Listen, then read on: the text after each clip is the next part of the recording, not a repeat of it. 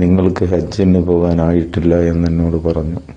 കഴിഞ്ഞ പ്രാവശ്യം സംവദിച്ച ആ രൂപത്തിലല്ലാതെ എന്നെ തിരിയാത്തൊരു രൂപത്തിൽ ഞാൻ പോയി ഹജ്ജിന് പോകാൻ വേണ്ടി സമ്മതം ചോദിച്ചപ്പോൾ ഈ കൊല്ലം ഹജ്ജിന് പോകാനായിട്ടില്ല എന്നല്ലേ പറഞ്ഞത് എന്നാണ് പറഞ്ഞത്.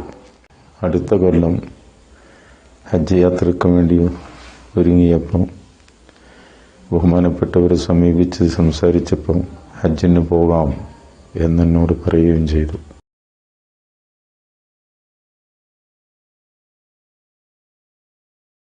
CM വലിയുള്ളാഹിയെ സംബന്ധിച്ച് അറിയാത്തവർ വളരെ കുറവാണ്. ഞാൻ കരുവമ്പൂയിൽ മുദരിസായി ദർസ് നടത്തുമ്പോൾ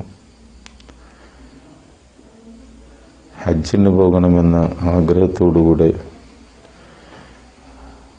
കരുവമ്പൂയിൽ അടുത്ത പ്രദേശത്ത് അദ്ദേഹം ഒരു വീട്ടിലുള്ളപ്പോൾ ഞാനവിടെ പോയി എനിക്ക് ഈ കൊല്ലം ഹജ്ജിന് പോകാനൊരു ആഗ്രഹം എന്ന് പറഞ്ഞപ്പോൾ ഒരാൾ അതിനുള്ള ചെലവുകളൊക്കെ തരാമെന്ന് പറഞ്ഞപ്പം നിങ്ങൾക്ക് ഹജ്ജിന് പോകാനായിട്ടില്ല എന്നോട് പറഞ്ഞു. ഹജ്ജിനുള്ള അങ്ങേയറ്റത്തെ ആഗ്രഹം ഉണ്ട്. പക്ഷേ ബഹുമാനപ്പെട്ടവരുടെ വാക്കനുസരിച്ച് നിരാശയോടുകൂടെ ഞാൻ മടങ്ങി. അങ്ങനെ ഒന്നര മാസം കഴിഞ്ഞപ്പോൾ മറ്റൊരു വീട്ടിൽ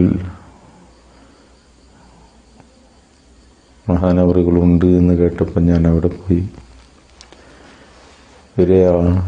കഴിഞ്ഞ പ്രാവശ്യം സംവദിച്ച ആ രൂപത്തിലല്ലാതെ എന്നെ തിരിയാത്തൊരു രൂപത്തിൽ ഞാൻ പോയി ഹജ്ജിന് പോകാൻ വേണ്ടി സമ്മതം ചോദിച്ചപ്പോൾ ഈ കൊല്ലം ഹജ്ജിന് പോകാനായിട്ടില്ല എന്നല്ലേ പറഞ്ഞത് എന്നാണ് പറഞ്ഞത്. അപ്പം ആ കൊല്ലം മഹാനവറുകളുടെ വാക്കനുസരിച്ച് ഞാൻ പോയില്ല. പോകാതിരുന്നതിൻ്റെ അന്നും അദ്ദേഹത്തിൻ്റെ നാവുകൊണ്ട് വിലായത്തിൻ്റെ നിലക്ക് പറഞ്ഞ വാക്കാണെന്ന് എനിക്ക് ബോധ്യപ്പെടുകയും പല സംഭവങ്ങളെ കൊണ്ടും ആ കൊല്ലം പോകാതിരുന്നത് ഖൈറായി എന്ന് എനിക്ക് തോന്നുകയും എനിക്ക് മനസ്സിലാവുകയും ചെയ്തു. അവിടെ നിന്ന് അടുത്ത കൊല്ലം ഹജ്ജ് യാത്രയ്ക്ക് വേണ്ടി ഒരുങ്ങിയപ്പം ബഹുമാനപ്പെട്ടവരെ സമീപിച്ച് സംസാരിച്ചപ്പം ഹജ്ജിന് പോകാം എന്നോട് പറയുകയും ചെയ്തു. ഇങ്ങനെ ഒരുപാട് അനുഭവങ്ങൾ ഒരുപാടുണ്ട്.